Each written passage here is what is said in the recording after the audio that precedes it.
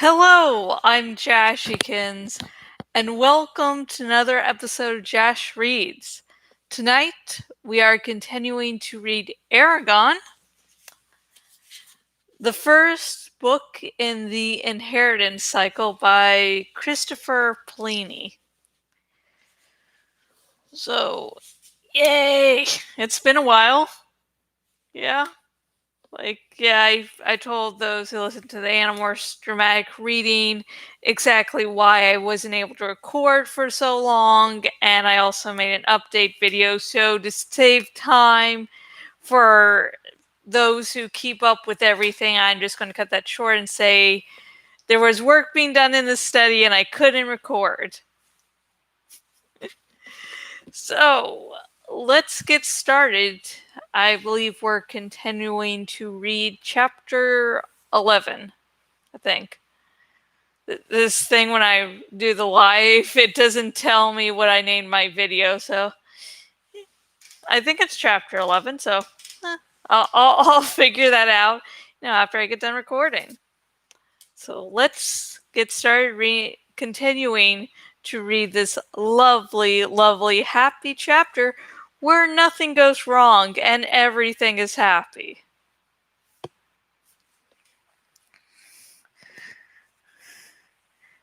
She locked her wings and tilted into a steep dive, hurtling groundward at a frightening rate. Then she altered her dive slightly so they sped toward the forest. He yelled over the screaming air, "Land in the fields!" He held on tighter as they plummeted. Saphira waited until they were only 100 feet off the ground before driving her wings downward in several powerful strokes. She landed heavily, breaking his grip. He crashed to the ground, then staggered upright, gasping for breath. The house had been blasted apart. Timbers and boards that had been walls and roof were strewn across a wide area. The wood was pulverized, as if a giant hammer had smashed it. Sooty singles lay everywhere. A few twisted metal plates were all that remained of the stove. The snow was perforated with smashed white crockery and chunks of bricks from the chimney. Thick, oily smoke billowed from the barn, which burned fiercely. The farm animals were gone, either killed or frightened away. "Uncle!"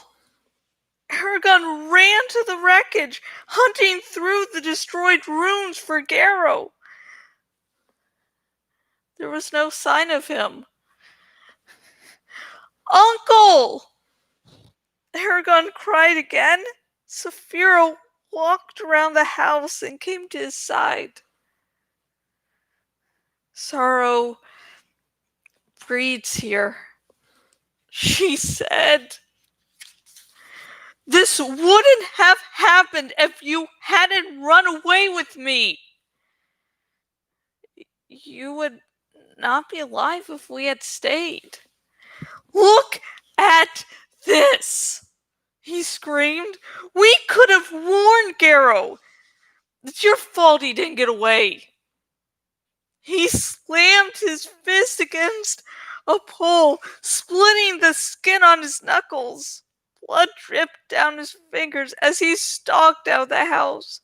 He stumbled to the path that led to the road and bent down to examine the snow. Several tracks were before him, but his vision was blurry, and he could barely see. "Am I going blind?" he wondered. With a shaking hand, he touched his cheeks and found them wet. A shadow fell on him as Saphira loomed overhead, sheltering him with her wings. "Take comfort. All may not be lost." He looked up at her, searching for hope. Examine the trail. My eyes see only 2 sets of prints. Garrow could not have been taken from here. He focused on the trampled snow, the faint imprints of 2 pairs of leather boots headed toward the house. On top of those were traces of the same 2 sets of boots leaving, and whoever had made the departing tracks had been carrying the same weight as when they arrived.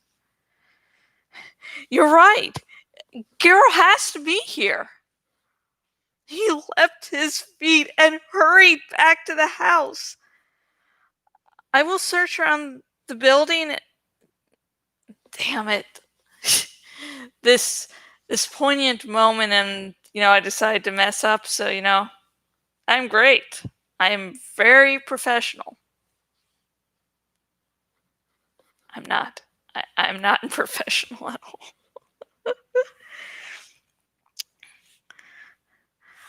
I will search around the buildings and in the forest, said Saphira. Eragon scrambled into the remains of the kitchen and frantically started digging through a pile of rubble. Pieces of debris that he could not have moved normally now seemed to shift on their own accord. A cupboard, mostly intact, stymied him for a second. Then he heaved and sent it flying. As he pulled on a board, something rattled behind him. He spun around, ready for an attack. A hand extended from under a section of collapsed roof. It moved weakly, and he gasped. God dang. Gasped, grasped, What's the difference? What is really the difference?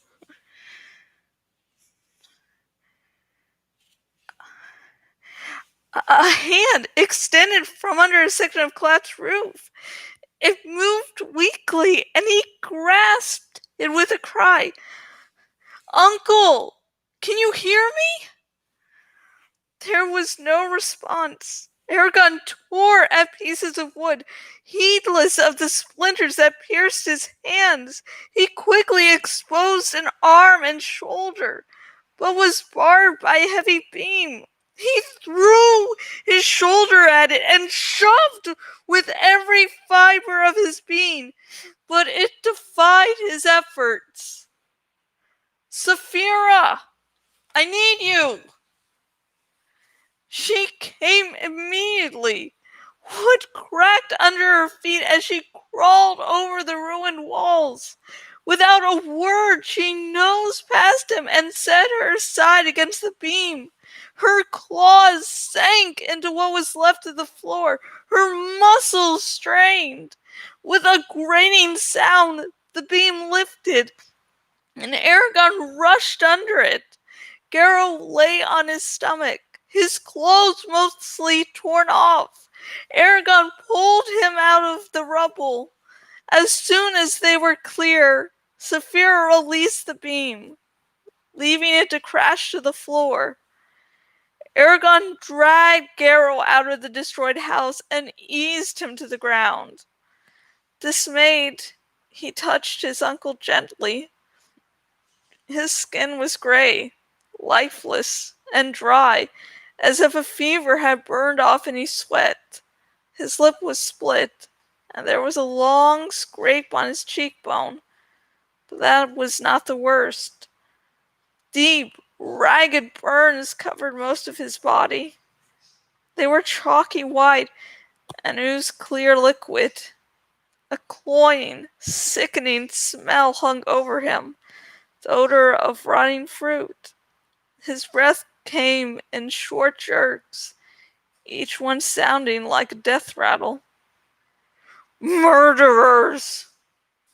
Hissed Saphira. Don't say that! He can still be saved! We have to get him to Gertrude! I can't carry him to Carvajal, though. Saphira presented an image of Garrow hanging under her while she flew. Can you lift Can you lift both of us? I must. And that's enough for tonight. That's enough times for me to mess up during one night. Yay! So that's as far. We just have one more short video to go, and then we will have finished up this lovely little chapter where nothing bad happens.